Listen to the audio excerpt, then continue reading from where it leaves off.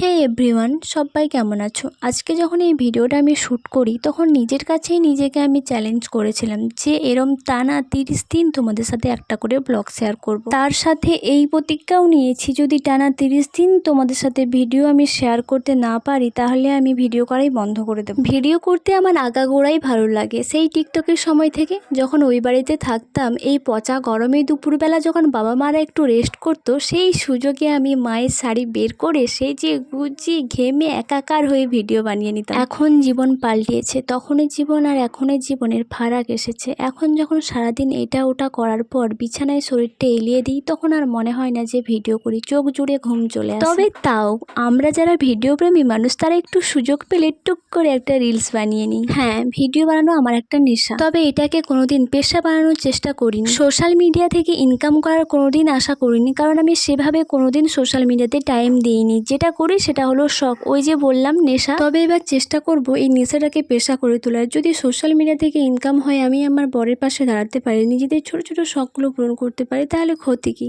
তবে হ্যাঁ, ইনকাম যে আসবে এটা আমি জোর দিয়ে বলতে পারি না, কারণ এখানে ভাগ্যের এবং প্রচুর পরিশ্রমের ব্যাপার থাকে। ফোনে যখন প্রফেশনাল মুডটা অন করেই ফেলেছি, তো আজ থেকে এটাকে আমি প্রফেশনাল ভাবে নিলাম। অন্যান্য কাজের মতোই এটা আমি ডিউটি হিসাবে নেব। যতটা বেশি সময় পারি আমি সোশ্যাল মিডিয়ায় অ্যাক্টিভ থাকার চেষ্টা করব, কিন্তু আমি যতটাই অ্যাক্টিভ থাকি না কেন তোমাদের সাপোর্ট আর ভালোবাসা ছাড়া আমি কখনোই এগিয়ে যেতে পারবো। তাই তোমাদের সাপোর্ট ও ভালোবাসার আমার খুব খুব খুব দরকার। তাই তোমরা একটু সাপোর্ট করো, ভালোবাসা দিও যাতে আমি এগিয়ে যেতে পারি। ভিডিওটা ভালো লাগলে লাইক, কমেন্ট, শেয়ার আর আমার পেজটাকে ফলো করে দিও। দেখা হচ্ছে নেক্সট ডেইলি ব্লগে। টাটা।